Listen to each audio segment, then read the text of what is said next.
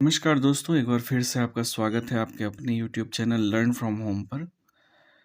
दोस्तों, बिहार एसएससी के सर्वश्रेष्ठ तैयारी के क्रम में हमने आरबीडी पब्लिकेशन के इस बुक का चुनाव किया था, जो कि खान सर के मार्गदर्शन में तैयार किया गया है, इसलिए इसकी क्वालिटी पर कोई शक कर ही नहीं सकते हैं। पिछले 3 सेट को हमने पूरी विस्तार पूर्वक जो है अच्छे से आपको कवर कराया था, और आज हम लोग कवर करने वाले हैं इसका प्रैक्टिस सेट 4। तो ठीक है दोस्तों, इसको हम लोग स्टार्ट करते हैं आज की क्लास को। यहाँ से आगे बढ़ने से पहले मैं आपसे निवेदन करना चाहूँगा कि अगर आप हमारे चैनल पर पहली बार आए हैं तो चैनल को अवश्य सब्सक्राइब कर लें, ताकि आगे आने वाले वीडियो का नोटिफिकेशन सबसे पहले आपको मिल सके। हमारा पहला प्रश्न है, जुते हुए खेत का प्रमाण सिंधु सभ्यता के किस स्थल से मिला है? तो दोस्तों, जुते हुए खेत का प्रमाण जो है ये कालीबंगा से मिला है। कालीबंगा से सिंधु घाटी सभ्यता के महत्वपूर्ण अवशेष मिले हैं। कालीबंगा जो है दोस्तों, ये हनुमानगढ़ से 30 किलोमीटर की दूरी पर स्थित है। कालीबंगा में विश्व का सर्वप्रथम जुता हुआ खेत मिला है, इसको आपको ध्यान में रखना है। अमलानंद घोष ने सर्वप्रथम 1952 ईस्वी में 1952 में इसकी खोज की थी, और उत्खनन का कार्य जो है 1961 से 1969 के बीच में बीके थापर और बीबी लाल के द्वारा किया गया था। ये भी आप ध्यान में रखेंगे। नेक्स्ट क्वेश्चन है हमारा, बुद्ध ने अपना पहला उपदेश कहाँ पर दिया था? पहला उपदेश, तो बुद्ध ने अपना पहला उपदेश दिया था सारनाथ में। बौद्ध धर्म के संस्थापक भगवान बुद्ध थे, और महात्मा बुद्ध का जन्म जो है दोस्तों ये 563 में हुआ था। 563 ईसा पूर्व में लुम्बिनी में हुआ था। महात्मा बुद्ध के बचपन का नाम सिद्धार्थ था। उन्हें बौद्ध ज्ञान में ज्ञान की प्राप्ति हुई थी, बौद्ध ज्ञान में, और उन्होंने अपना पहला उपदेश जो है सारनाथ में दिया था। इस स्थान को आप एकदम ध्यान में रखिएगा। बुद्ध की मृत्यु जो है कुशीनगर में हुई थी, और प्रथम उपदेश जो दिया था इन्होंने, इसको धर्म चक्र प्रवर्तन कहा गया। अगले प्रश्न पे चलते हैं। द्वितीय गोलमेज सम्मेलन में महात्मा गांधी जी के साथ हिस्सा लेने कौन गया था? तो दूसरा गोलमेज सम्मेलन जो था, इसमें जो है महात्मा गांधी के साथ सरोजिनी नायडू गई थी। सरोजिनी नायडू भारतीय महिलाओं का नेतृत्व करने के लिए महात्मा गांधी जी के साथ द्वितीय गोलमेज सम्मेलन में गई थी। यह सम्मेलन जो है दोस्तों 1931 में हुआ था, 1931 में।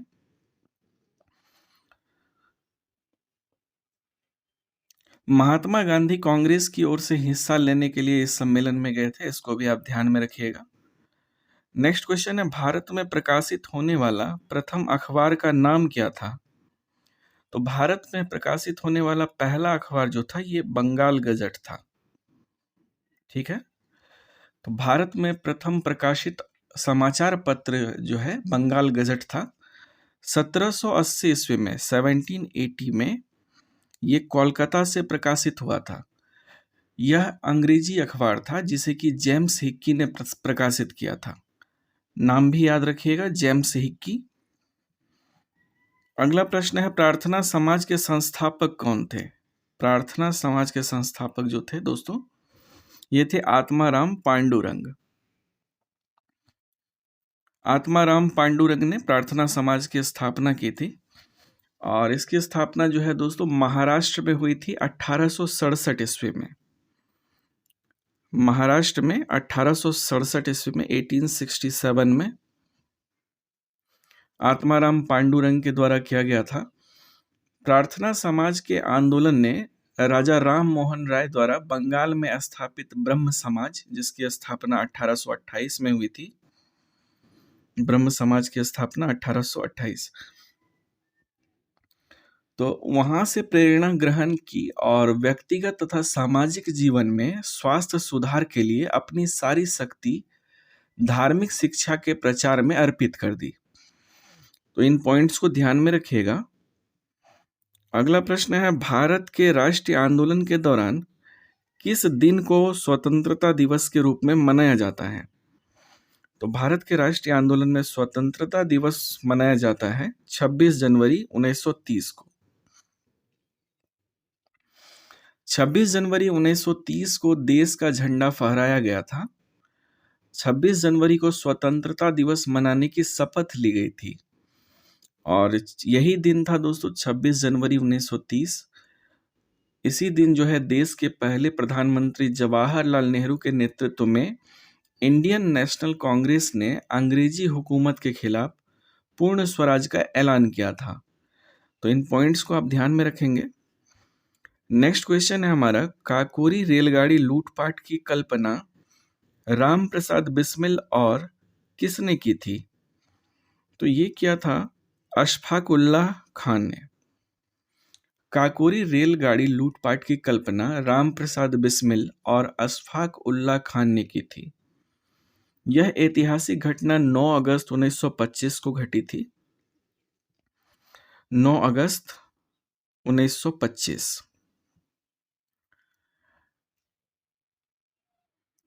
तो ये जो है काकोरी नामक स्थान पर 8 डाउन ट्रेन में डाका डाल करके सरकारी खजाने को लूट लिया गया था और हिंदुस्तान रिपब्लिकन एसोसिएशन के 10 सदस्यों ने इस पूरी घटना को अंजाम दिया था और इस घटना को दोस्तों अब जो है काकोरी ट्रेन एक्शन के नाम से जाना जाता है।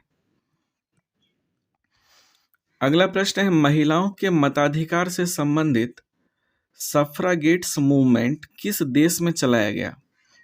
तो ये मूवमेंट जो है चलाया गया है ग्रेट ब्रिटेन में। ठीक है।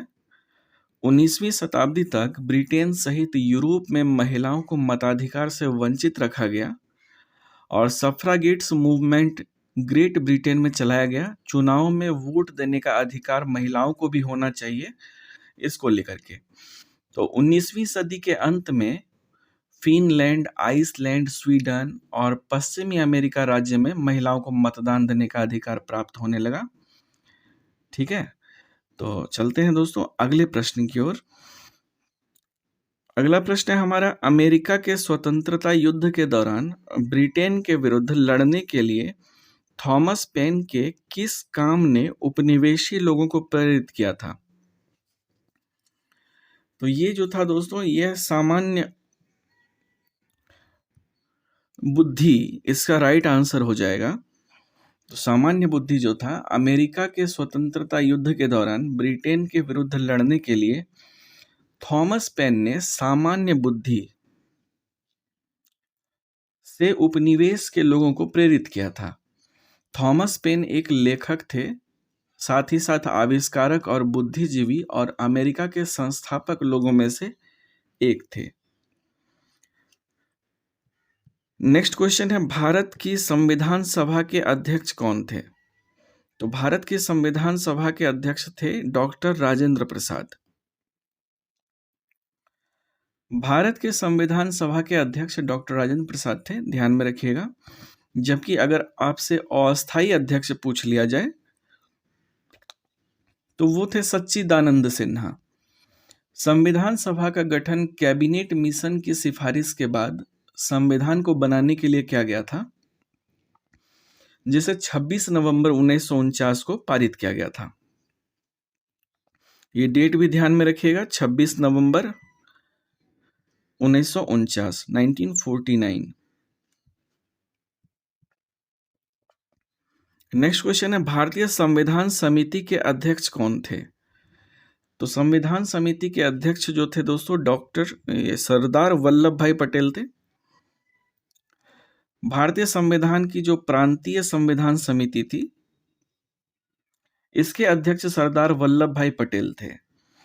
संविधान सभा के सदस्य राज्यों की सभाओं से निर्वाचित सदस्य द्वारा चुने गए थे और इस सभा के प्रमुख सदस्य जवाहरलाल नेहरू, सरदार पटेल, डॉक्टर राजेंद्र प्रसाद, श्यामा प्रसाद मुखर्जी और अबुल कलाम आजाद ये लोग थे। नेक्स्ट क्वेश्चन है, संविधान में समवर्ती सूची का प्रावधान किस देश से लिया गया है? तो ये लिया गया है दोस्तों ऑस्ट्रेलिया से। समवर्ती सूची का प्रावधान जो है हमारे संविधान में ऑस्ट्रेलिया से लिया गया है। इसके अतिरिक्त प्रस्तावना की भाषा, केंद्र एवं राज्य के बीच संबंध तथा शक्तियों का विभाजन, व्यापार वाणिज्य और संसद के दोनों सदनों की जो संयुक्त बैठक की प्रक्रिया है, ये सभी को ऑस्ट्रेलिया के संविधान से लिया गया है। एक बार फिर से सुन लीजिए कि ये समवर्ती सूची तो लिया ही गया है, साथ ही साथ केंद्र राज्य के बीच के संबंध, प्रस्तावना की भाषा, शक्तियों का विभाजन, व्यापार वाणिज्य और संसद के दोनों सदनों की संयुक्त बैठक, ये प्रक्रियाएं जो है ऑस्ट्रेलिया के संविधान से लिया गया है। नेक्स्ट क्वेश्चन है, राज्य के अंदर संवैधानिक शासन व्यवस्था की असफलता पर राष्ट्रपति के शासन का प्रावधान किस अनुच्छेद में सूचीबद्ध किया गया है? तो ये किया गया है दोस्तों अनुच्छेद 356 के तहत। भारतीय संविधान के अनुच्छेद 356 के अनुसार यदि कोई राज्य संवैधानिक शासन व्यवस्था में असफल रहता है तो राष्ट्रपति वहां पर अनुच्छेद 356 के तहत राष्ट्रपति शासन लगा देते हैं। यह जो है अधिकतम 6 माह के लिए लगता है और ये न्यूनतम 6 माह और अधिकतम 3 वर्ष के लिए जो है लगाया जाता है। राष्ट्रपति शासन के अंतर्गत राज्य का विधानमंडल जो है भंग किया जा सकता है, इसको भी साथ में आप ध्यान में रखिएगा। नेक्स्ट क्वेश्चन है, संविधान का कौन सा अनुच्छेद रूल ऑफ लॉ का विस्तृत उल्लेख करता है? तो ये है दोस्तों अनुच्छेद 14। संविधान का जो अनुच्छेद 14वां अनुच्छेद है, इसमें रूल ऑफ लॉ की विधि जो है इसे शासन के मूल अधिकारों की श्रेणी में शामिल किया गया है। विधि का शासन न्याय, समानता और निष्पक्षता पर बल देता है। इसी कारण विधि का शासन जो है समाज के कुछ व्यक्तियों की इच्छा से नहीं बल्कि सर्वसाधारण जनमानस की इच्छा के अनुरूप कार्य करता है। ठीक है दोस्तों, तो इसको ध्यान में रखिएगा, काफी इंपॉर्टेंट है। नेक्स्ट क्वेश्चन है, भारत के केंद्रीय मंत्री को किसकी सलाह पर किसके द्वारा नियुक्त किया जाता है? तो ये किया जाता है दोस्तों प्रधानमंत्री की सलाह पर राष्ट्रपति के द्वारा नियुक्त। भारत के केंद्रीय मंत्री को प्रधानमंत्री की सलाह पर राष्ट्रपति के द्वारा नियुक्त किया जाता है। संविधान का अनुच्छेद 74 जो है 74, इसके अनुसार राष्ट्रपति को उसके कार्यों के संपादन में सलाह देने हेतु एक मंत्री परिषद होती है और इस मंत्री परिषद का जो प्रधान होता है प्रधानमंत्री होता है। अनुच्छेद 75 के अनुसार प्रधानमंत्री की नियुक्ति राष्ट्रपति करेगा और अन्य मंत्रियों की नियुक्ति राष्ट्रपति प्रधानमंत्री की सलाह पर करेंगे। ठीक है दोस्तों। नेक्स्ट क्वेश्चन है, राज्यसभा के सदस्य बनने की न्यूनतम आयु सीमा क्या है?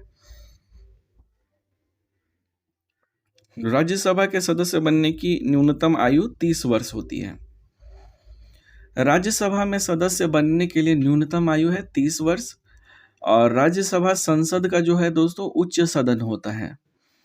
इसकी अधिकतम संख्या अगर आपसे पूछ ली जाए राज्यसभा में तो 250 होता है।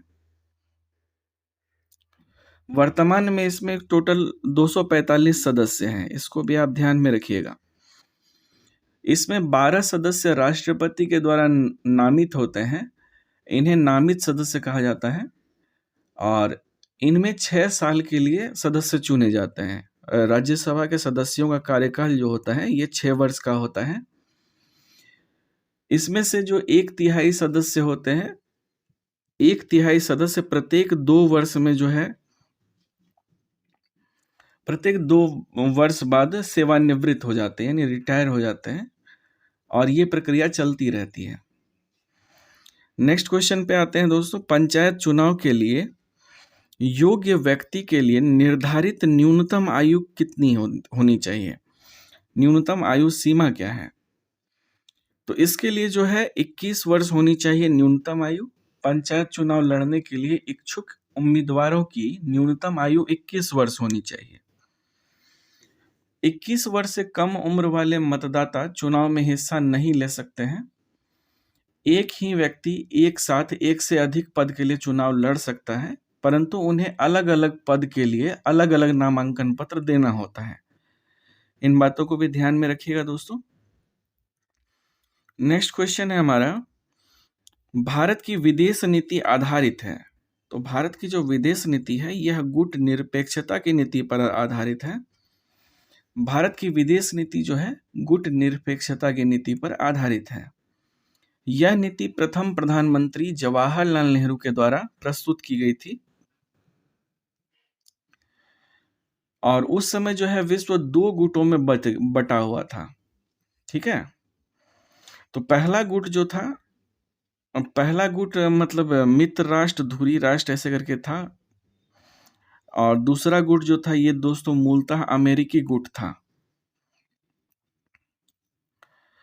नेक्स्ट क्वेश्चन है हमारा, संयुक्त राष्ट्र महासभा में पहली बार हिंदी में कौन बोला था?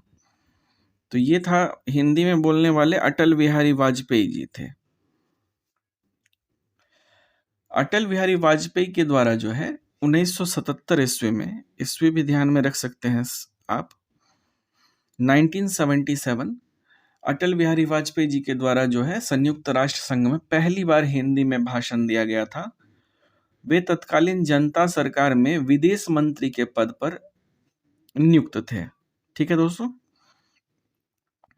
नेक्स्ट क्वेश्चन है, निम्नलिखित में से कौन सा ग्रह नहीं है? तो इसमें बताना है कि ग्रह कौन सा नहीं है। तो सूर्य जो है दोस्तों ये ग्रह नहीं है। यह सौरमंडल का है एक प्रमुख तारा है। सूर्य जो है सौरमंडल का प्रमुख तारा है। सभी ग्रह सूर्य की परिक्रमा करते हैं। सूर्य के प्रकाश को पृथ्वी पर आने में जो है 8 मिनट 20 सेकंड का समय लगता है। इसको भी आप ध्यान में रखेंगे। अगला प्रश्न है, निम्न में से भूटान की मुद्रा कौन सी है? तो भूटान की मुद्रा जो है दोस्तों ये है न्यूगुल्ट्रम।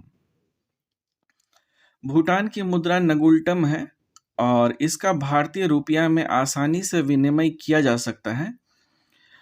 1974 की बात है, 1974 से भूटान की मुद्रा है यह न्यूगुल्टम। यह 106 रुपयों में विभाजित होता है। न्यूगुल्ट्रम की बात करें तो यह 106 रुपयों में विभाजित होता है।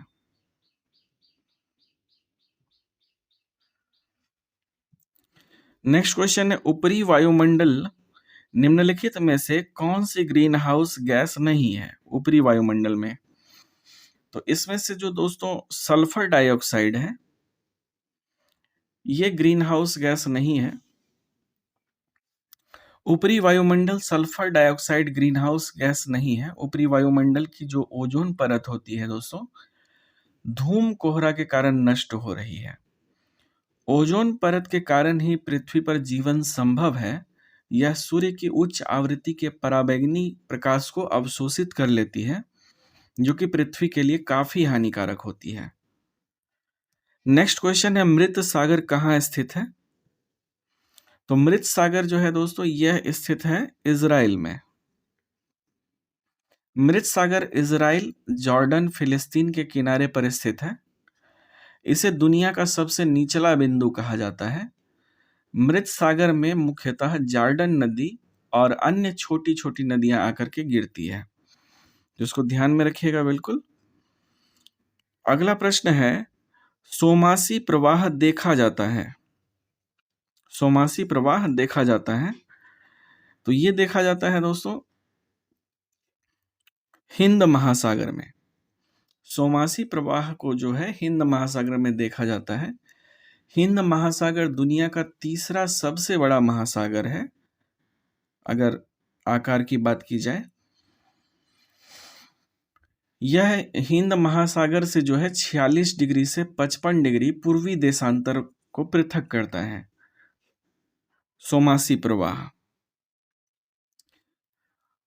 और मेडागास्कर जो है दोस्तों हिंद महासागर में स्थित है, इसको भी ध्यान में रखिएगा, जो कि विश्व का चौथा बड़ा द्वीप है।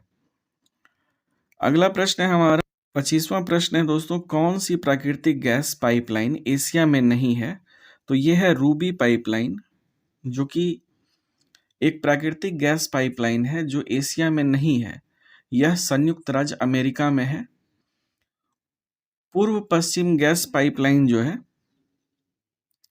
इसे EWPL कहा जाता है, ईस्ट वेस्ट पीएल, जो कि काकीनाडा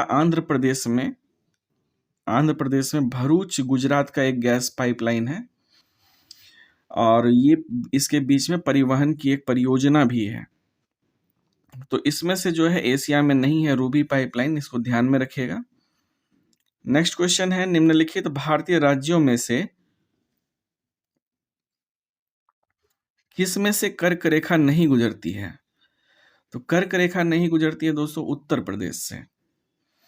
कर्क रेखा उत्तर प्रदेश से होकर नहीं गुजरती है। यह भारत में जो है झारखंड, गुजरात, राजस्थान, मध्य प्रदेश, पश्चिम बंगाल, छत्तीसगढ़, त्रिपुरा और मिजोरम से होकर के गुजरती है। एक ट्रिक भी है इसके लिए, मित्र पर गमछा झार, लेकिन ऐसे ही याद रखें आप क्रम से तो ज़्यादा बेहतर होगा। तो ये जो गुजरती है दोस्तों, झारखंड, गुजरात, राजस्थान, मध्य प्रदेश, पश्चिम बंगाल, छत्तीसगढ़, त्रिपुरा और मिजोरम से होकर गुजरती है। नेक्स्ट क्वेश्चन है हमारा, भारत भूमि की सीमाएं उत्तर पश्चिम में किस देश के साथ लगती है? तो ये लगती है पाकिस्तान के साथ। भारत की सीमाएं उत्तर पश्चिम में पाकिस्तान देश के साथ लगती है। पाकिस्तान की राजधानी इस्लामाबाद है और इसे नहरों का देश भी कहा जाता है। ठीक है दोस्तों, इसको ध्यान में रखिएगा आप। नेक्स्ट क्वेश्चन है, भारतीय राज्य सीमा में हिमालय का सर्वोच्च शिखर कौन सा है? तो हिमालय का जो सर्वोच्च शिखर है दोस्तों भारतीय राज्य सीमा में, यह है कंचनजंगा। भारतीय राज्य सीमा में हिमालय का सर्वोच्च शिखर कंचनजंगा है, और यह विश्व की जो सबसे बड़ी चोटी है। इसकी ऊंचाई दोस्तों 8,586 मीटर है। इसको भी ध्यान में रखिएगा, इसकी ऊंचाई 8,586 मीटर की है। अगला प्रश्न है हमारा, निम्नलिखित में से किस नदी का उद्गम भारत के बाहर है? तो इसमें जो नदियां दी गई है, इसमें से ब्रह्मपुत्र नदी जो है दोस्तों, इसका उद्गम हिमालय के उत्तर में तिब्बत से होता है, जो कि चीन में पड़ता है। ब्रह्मपुत्र नदी को यरलुंग त्रांगपो भी कहा जाता है। बाकी जो सतलज, तीस्ता, लोहित, बराक, ब्रह्मपुत्र, ये जो नदियां हैं इसकी सहायक नदियां हैं। बांग्लादेश में ब्रह्मपुत्र को जमुना के नाम से जाना जाता है, इसको भी आप ध्यान में रखिएगा। नेक्स्ट क्वेश्चन है, निम्नलिखित में से कौन सा जानवर भारत में स्थानीय प्रजाति, वो जानवर जो केवल एक ही भौगोलिक क्षेत्र में रहते हैं, का उदाहरण नहीं है? तो इसका राइट आंसर हो जाएगा दोस्तों गाय। भारत में गाय जानवर जो है स्थानीय प्रजाति का उदाहरण नहीं है। स्थानीय प्रजाति वह प्रजाति होती है जो कि ऐसे जानवर का होता है जो केवल एक ही भौगोलिक क्षेत्र में पाए जाते हैं। एक सींग वाला गैंडा, बंगाल टाइगर और मिथुन जो है, बाकी के ऑप्शन की बात जो हो रही है, ये सभी दोस्तों भारत में पाए जाने वाली स्थानीय प्रजाति के उदाहरण है, लेकिन गाय जो है ये स्थानीय प्रजाति नहीं है। नेक्स्ट क्वेश्चन है, राजकोषीय घाटे को कैसे परिभाषित किया जा सकता है? तो इसे परिभाषित किया जा सकता है, राजकोषीय घाटा बराबर कुल व्यय, जो राजस्व प्राप्तियां होती है इसमें अगर गैर पूंजीगत प्राप्तियों को जोड़ दिया जाए तो यह जो है राजकोषीय घाटा के बराबर होता है। राजस्व घाटा तब होता है दोस्तों जबकि सरकार के कुल खर्च उसकी अनुमानित आय से ज्यादा होते हैं। सरकार के राजस्व खर्च और राजस्व प्राप्तियों के बीच के अंतर को राजस्व घाटा कहा जाता है। साधारण रूप से इसे कुल व्यय भी कहा जाता है। ठीक है, इसको भी ध्यान में रखिएगा। अगला प्रश्न है हमारा, विद्यालय की इमारत के रख रखाव पर किया जाने वाला खर्च कैसा खर्च है? तो ये खर्च जो है पूंजीगत एवं विकास व्यय दोनों के अंतर्गत आता है। विद्यालय की इमारत के रख रखाव पर किया जाने वाला जो खर्च होगा, यह पूंजीगत एवं विकास व्यय कहलाता है। सरकार द्वारा निर्मित विभिन्न संपत्तियों पर हुए खर्च को पूंजीगत व्यय कहा जाता है। ठीक है। अगला प्रश्न है, मान्यता अनुसार महाभारत की लड़ाई कुरुक्षेत्र में कितने दिन तक लड़ी गई थी? तो कुरुक्षेत्र में जो महाभारत का युद्ध हुआ था दोस्तों, यह युद्ध चला था 18 दिन तक। महाभारत जो है हिंदुओं का धार्मिक, पौराणिक, ऐतिहासिक और दार्शनिक ग्रंथ है। यह विश्व का सबसे लंबा साहित्यिक ग्रंथ है। इस ग्रंथ को हिंदू धर्म में पंचम वेद माना जाता है। महाभारत में कुल श्लोक जो है दोस्तों 1,00,000 श्लोक हैं, 1,10,000 श्लोक।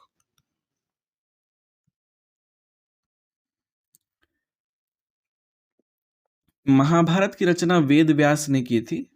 इसके रचनाकार को ध्यान में रखिएगा, वेद व्यास ने महाभारत की रचना की थी। और महाभारत को वेद व्यास जी द्वारा रचने में 3 वर्ष का समय लगा था। 3 वर्ष का समय लगा था।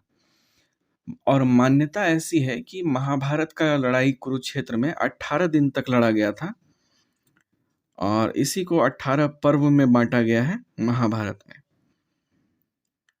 नेक्स्ट क्वेश्चन है, फासिज्म विश्वास करता है, फासिज्म जो है यह किस में विश्वास करता है?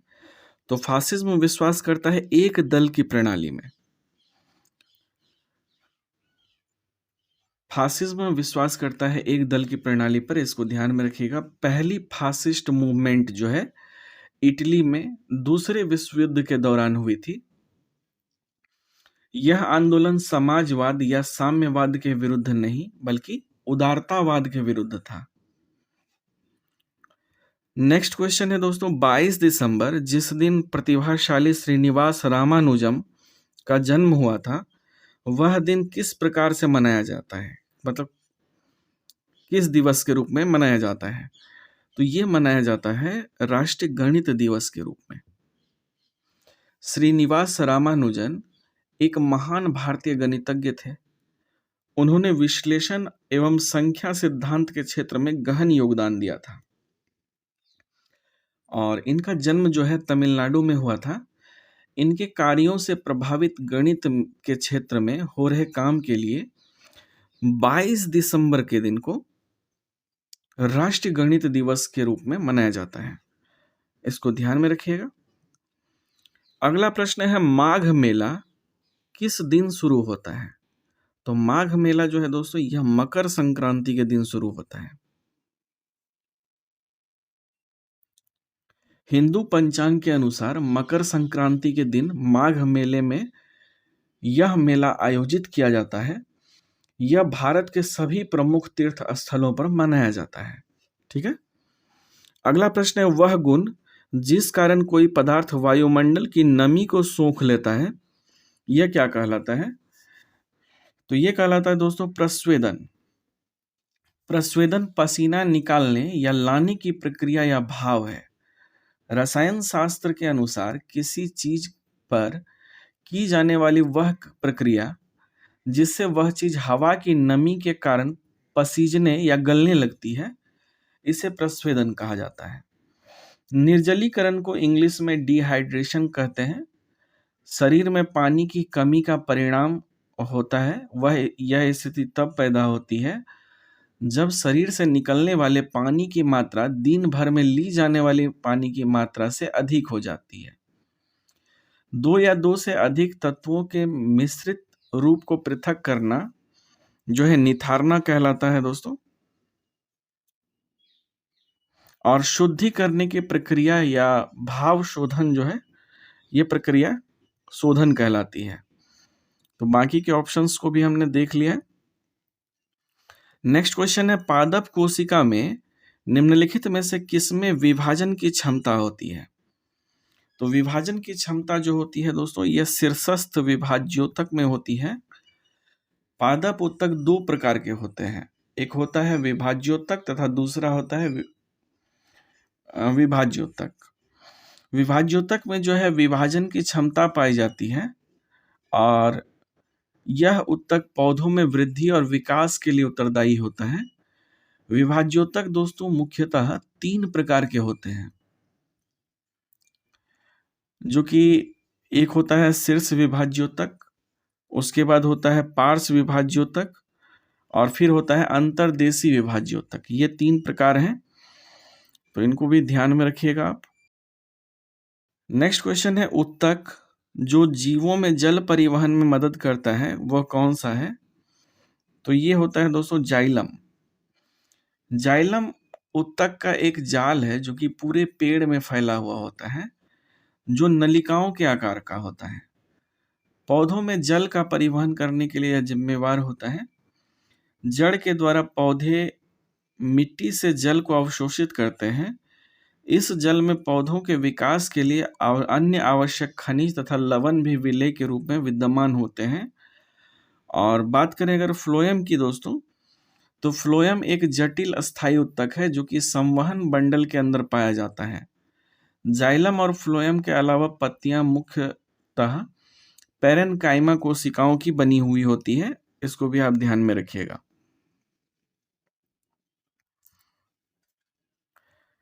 अगला प्रश्न है वसीय पदार्थ ज्यादा खाने से क्या होता है? तो अगर वसा वाला पदार्थ ज्यादा खाएंगे तो मोटापा होगा। वसीय पदार्थ यानी कि वसा से भरा हुआ पदार्थ, और इस बात से तो कोई भी अनजान नहीं है कि यदि हम वसा खाएंगे तो मोटे होते जाएंगे तथा यह ओबेसिटी नामक रोग भी उत्पन्न करता है तथा हृदय रोग भी इसी से होते हैं। ठीक है। नेक्स्ट क्वेश्चन है शरीर में ध्वनि यंत्र को और क्या कहा जाता है? तो शरीर में जो ध्वनि यंत्र होता है इसे लॉरिंक्स कहा जाता है दोस्तों। लॉरिंक्स को स्वर यंत्र भी कहा जाता है। यह मनुष्य में मौजूद होता है।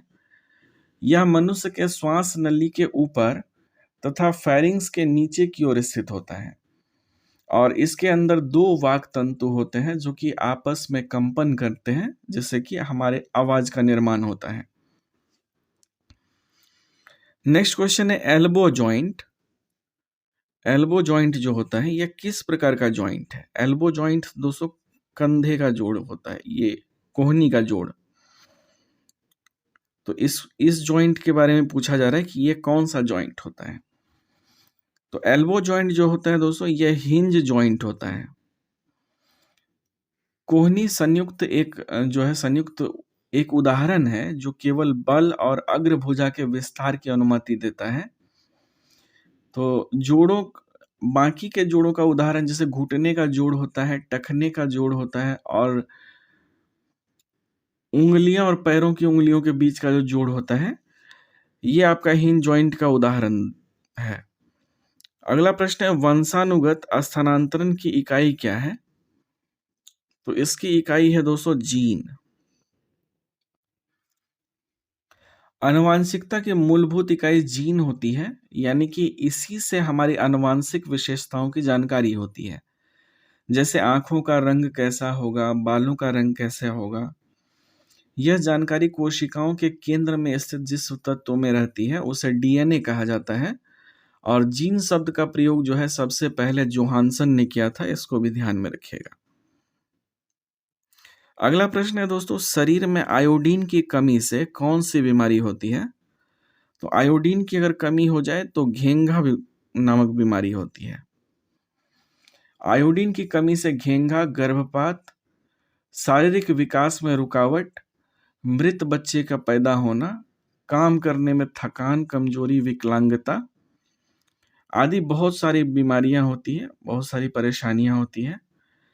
और खंड मुख्य चिकित्सा अधिकारी डॉक्टर हरकेश ने सॉल्ट टेस्टिंग किट से नमक में आयोडीन की मात्रा की जांच की प्रक्रिया के बारे में जानकारी दी है।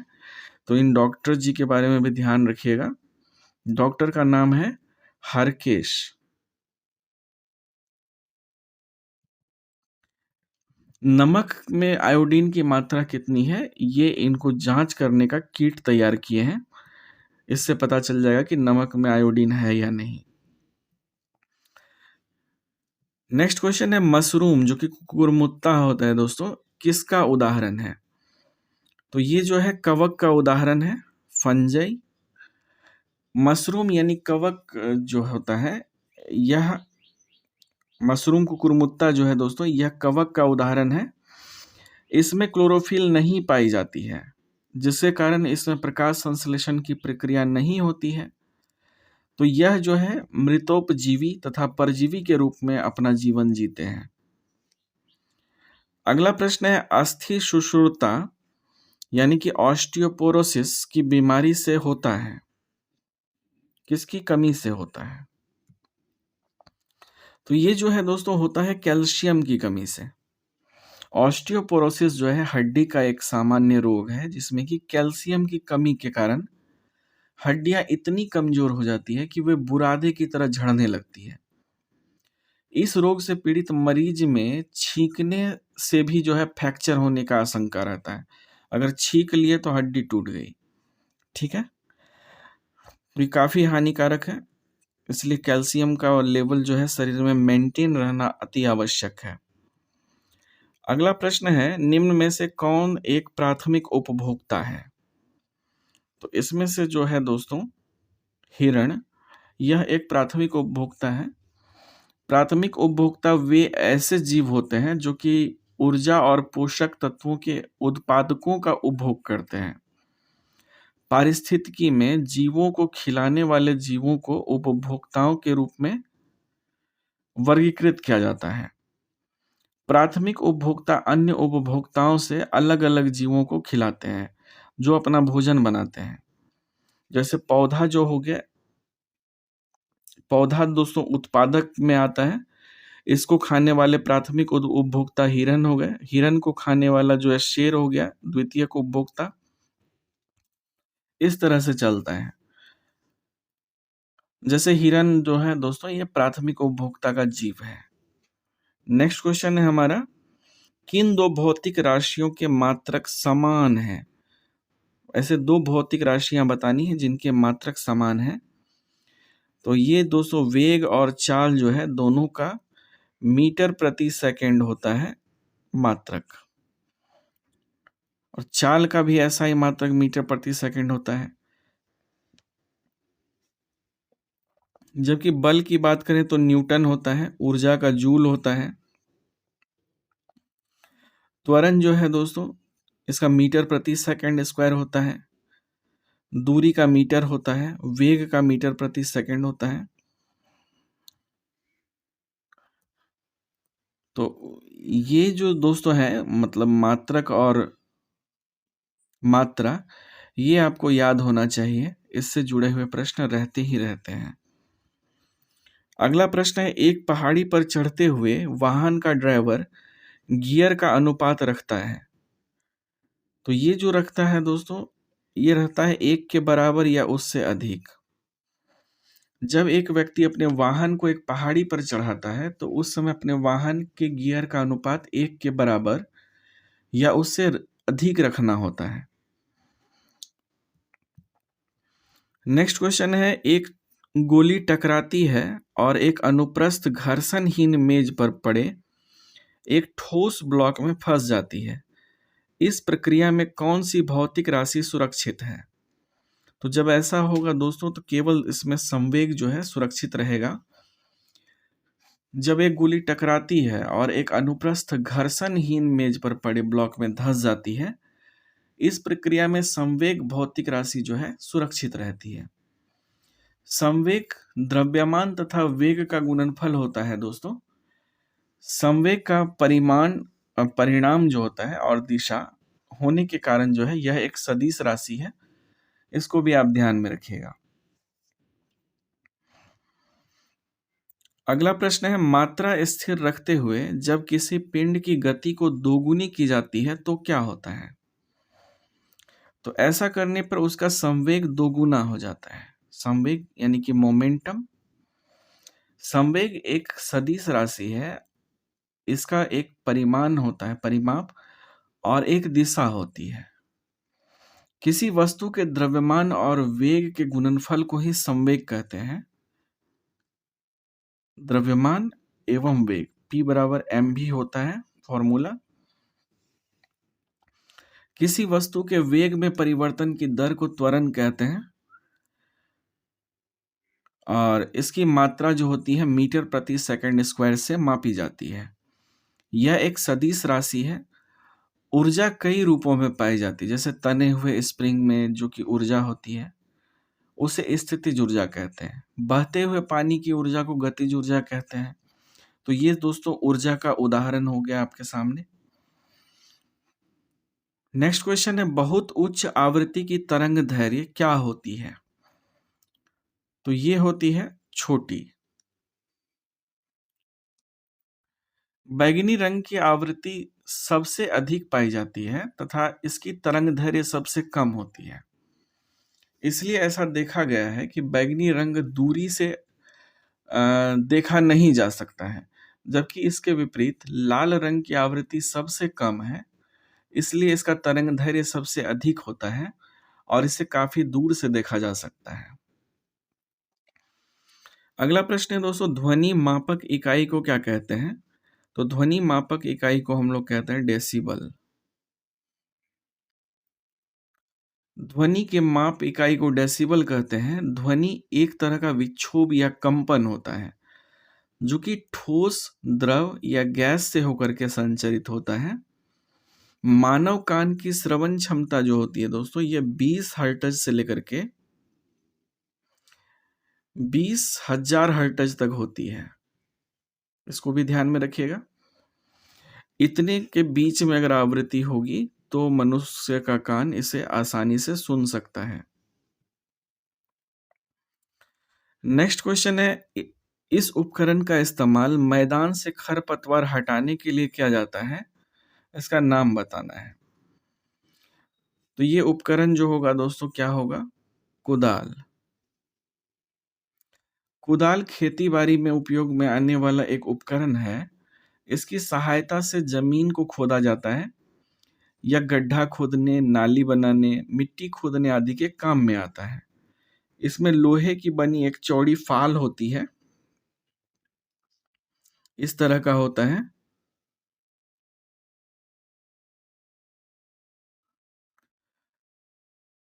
और जिसके लंबवत लकड़ी की बेट यानी कि हत्था लगा हुआ होता है।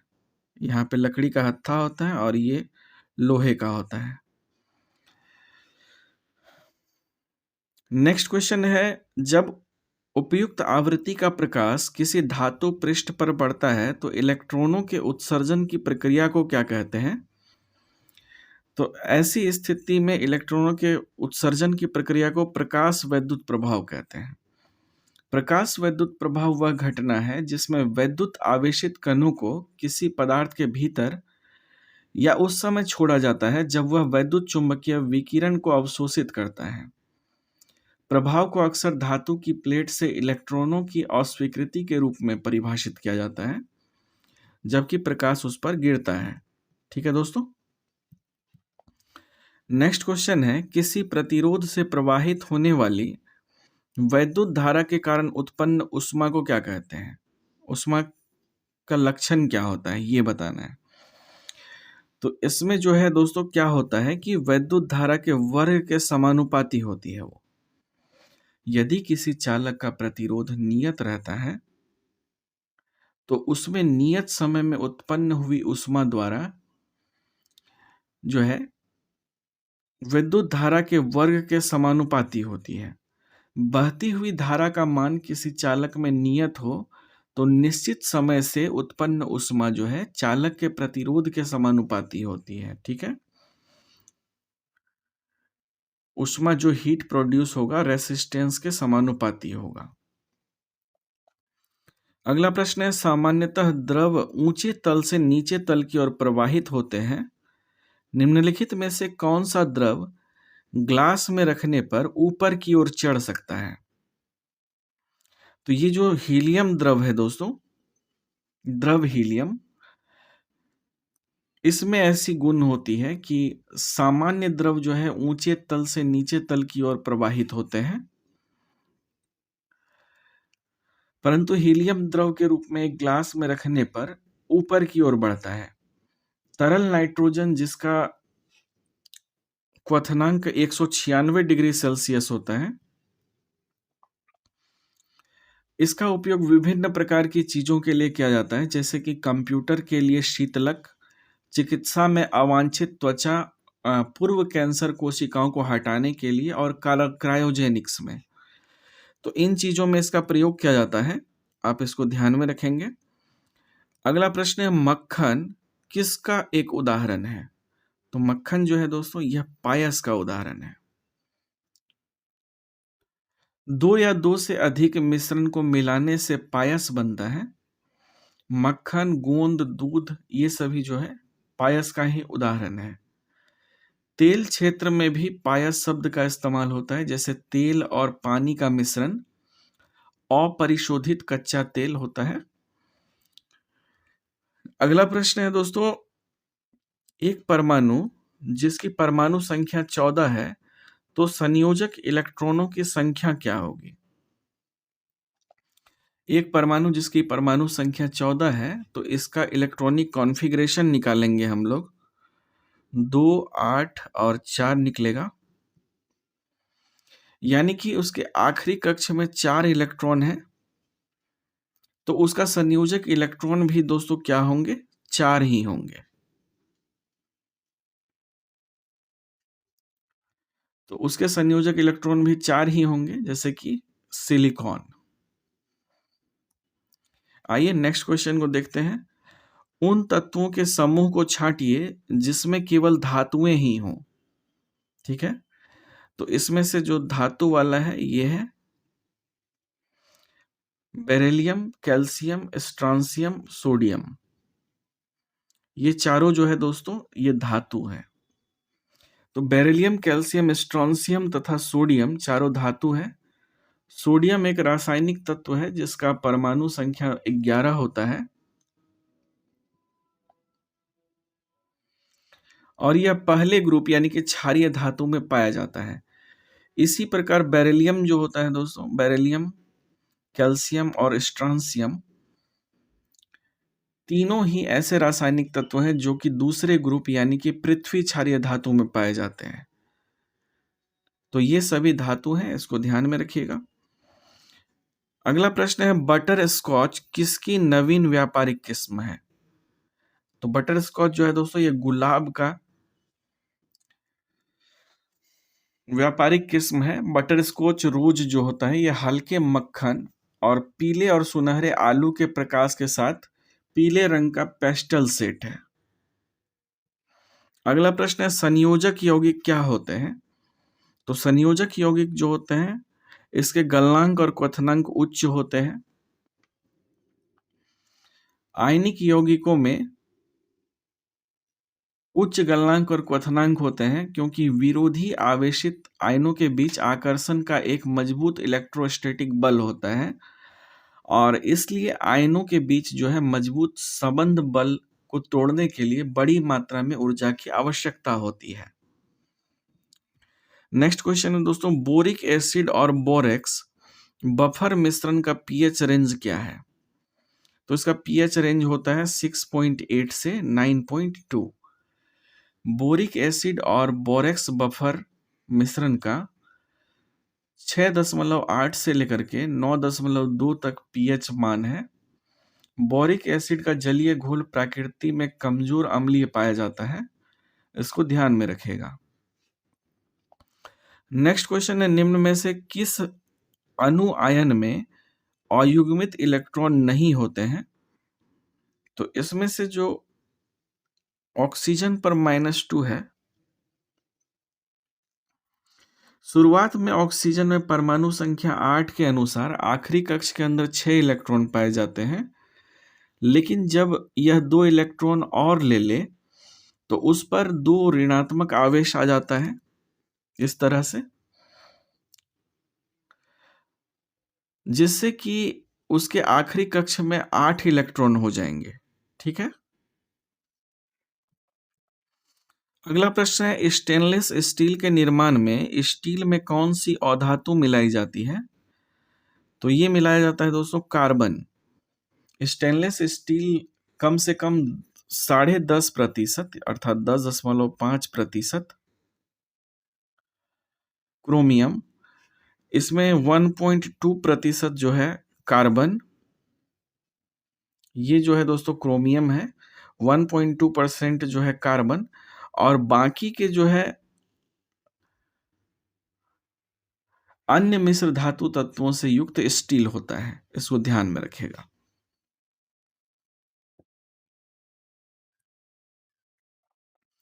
C60 के एक अणु में कितने षटकोणीय एवं पंचकोणीय आकृति होती है? तो सबसे पहली बात तो दोस्तों C60 जो होता है, इसे बकमिंस्टर फुलेरिन कहा जाता है, बकमिंस्टर फुलेरिन। इसकी संरचना जो होती है दोस्तों एकदम फुटबॉल की गेंद की तरह होती है। फुटबॉल का गेंद आपने देखा होगा, बिल्कुल उसी के तरह इसका डिजाइन होता है।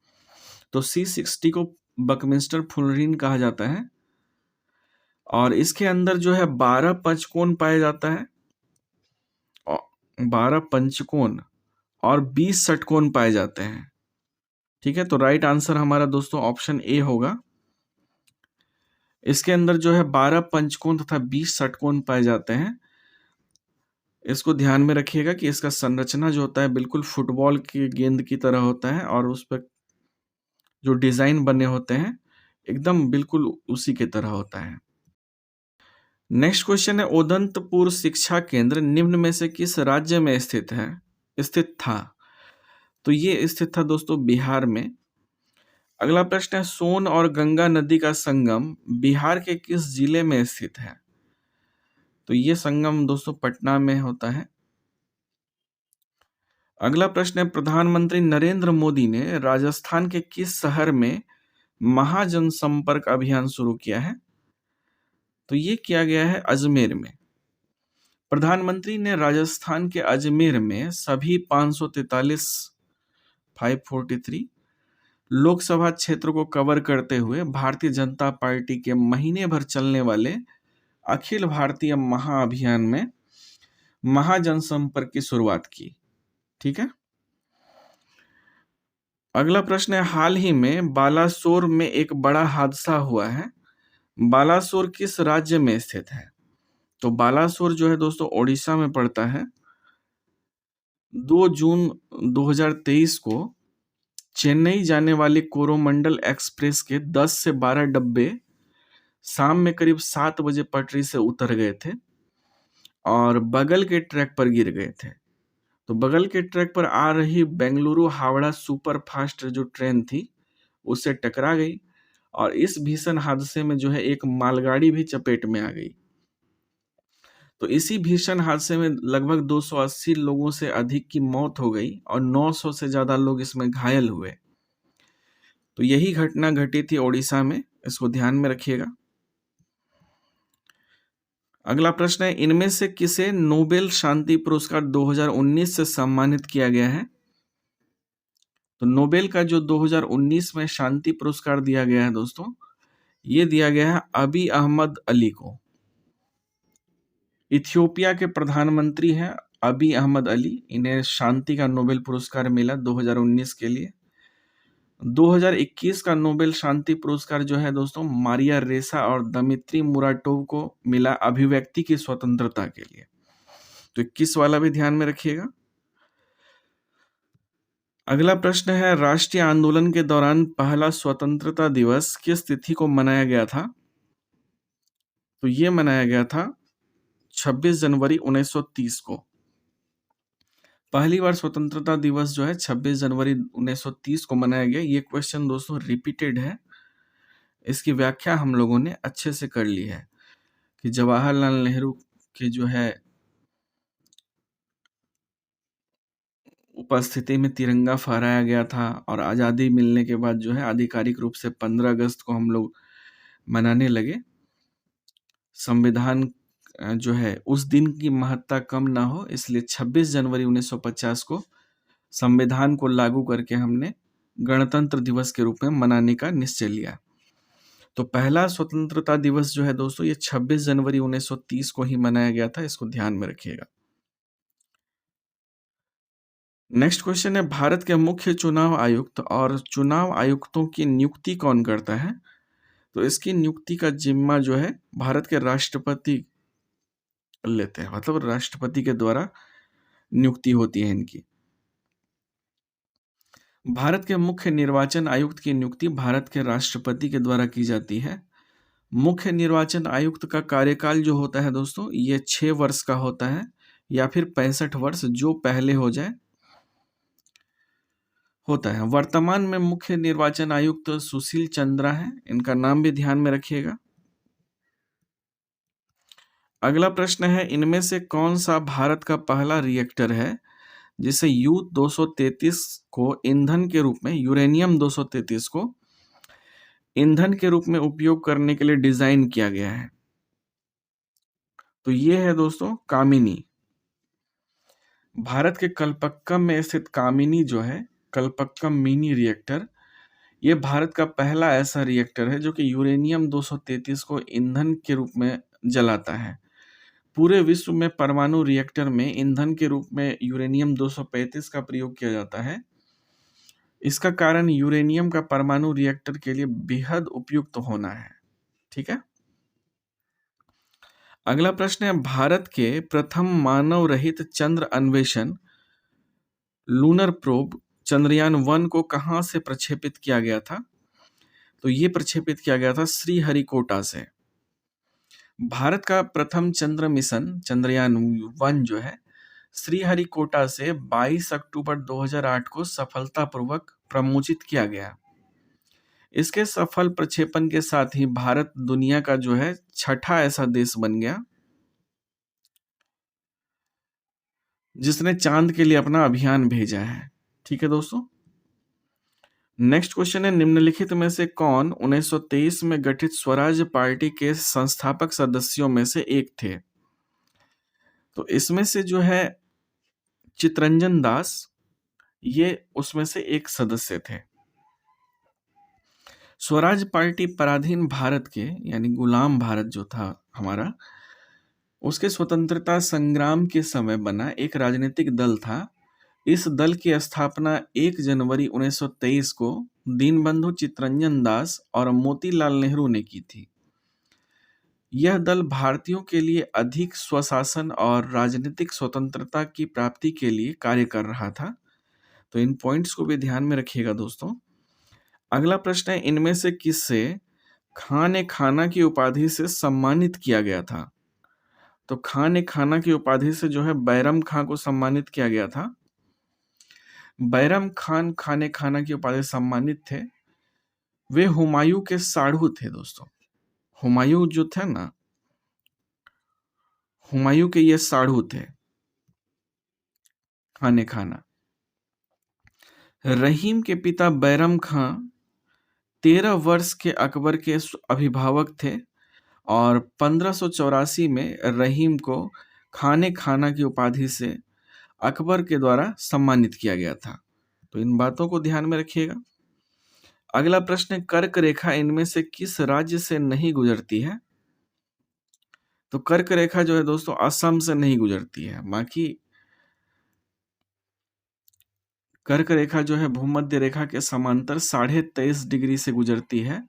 भारत के कुल 8 राज्यों से गुजरती है, मिजोरम, त्रिपुरा, पश्चिम बंगाल, झारखंड, छत्तीसगढ़, मध्य प्रदेश, राजस्थान और गुजरात से होकर।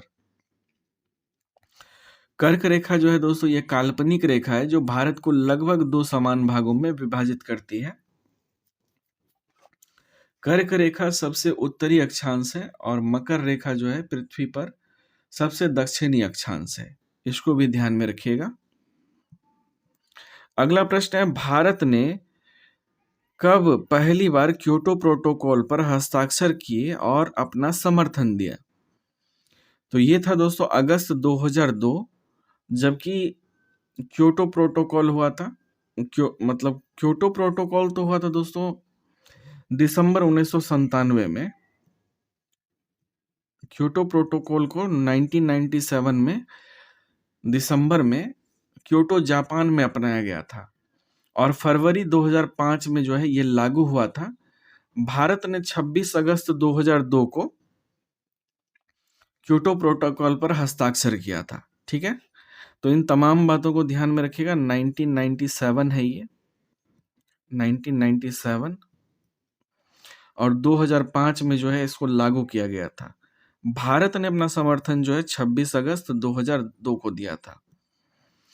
अगला प्रश्न है, भारत में सूखा प्रवण क्षेत्र कार्यक्रम किस पंचवर्षीय योजना की अवधि के दौरान शुरू किया गया था?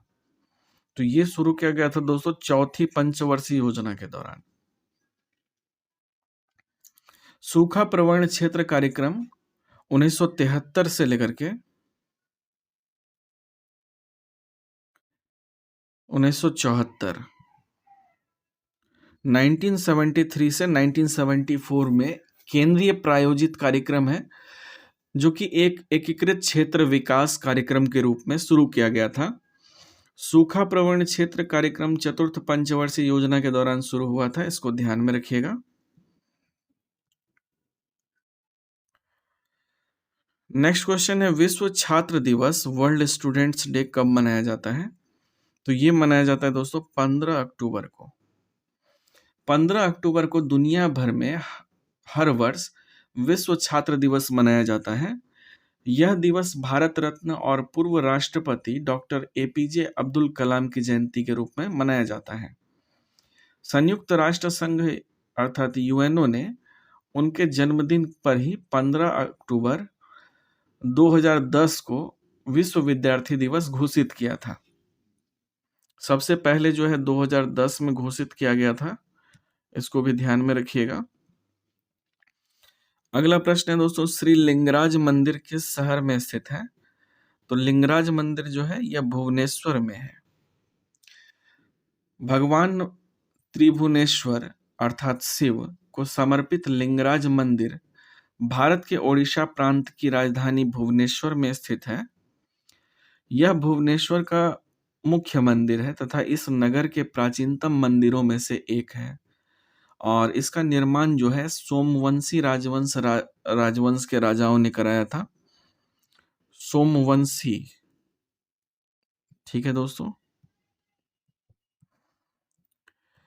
अगला प्रश्न है, निम्नलिखित में से किस भारतीय राज्य में नाभिकीय संयंत्र स्थित नहीं है?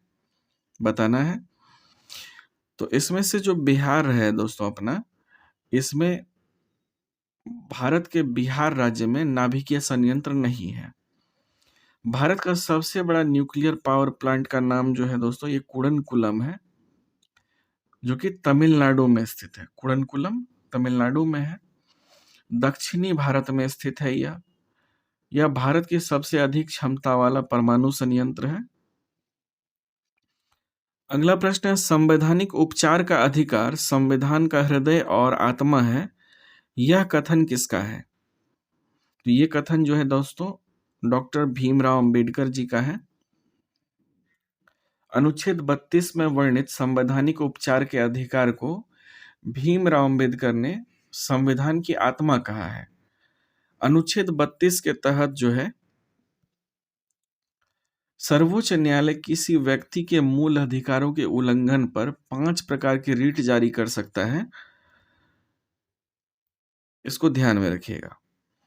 अगला प्रश्न है, इनमें से कौन सी संयुक्त राष्ट्र एजेंसी परमाणु प्रौद्योगिकी की सुरक्षा एवं शांतिपूर्ण उपयोग के लिए जवाबदेह है? तो ये है दोस्तों अंतर्राष्ट्रीय परमाणु ऊर्जा एजेंसी। अंतर्राष्ट्रीय परमाणु ऊर्जा एजेंसी जो है एक स्वायत्त विश्व संस्था है, जिसका उद्देश्य विश्व में परमाणु ऊर्जा का शांतिपूर्ण उपयोग सुनिश्चित करना है। और इस संस्था का जो गठन हुआ था ये 29 जुलाई 1957 को हुआ था, और इसका मुख्यालय जो है दोस्तों वियना ऑस्ट्रिया में है। साथ में आपको ये भी ध्यान में रखना है, वियना ऑस्ट्रिया में इसका मुख्यालय है। तो ये था दोस्तों हमारा आज का क्लास। बहुत जल्द मिलता हूँ आपसे अगले क्लास में। अगर वीडियो हेल्पफुल लगी हो आपको तो प्लीज़ चैनल को सब्सक्राइब कर लें, अपने दोस्तों में शेयर करें। मिलता हूँ आपसे अगली क्लास में, तब तक के लिए अपना ख्याल रखें, अपनों का ख्याल रखें। जय हिंद।